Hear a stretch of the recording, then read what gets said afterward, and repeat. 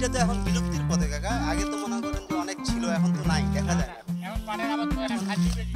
এই খাঁটি। যে আমরা কইছি, এই দুইগুলা আমি কাটি দিছি। আচ্ছা। আমার ভাই আর কি কাজ করছে।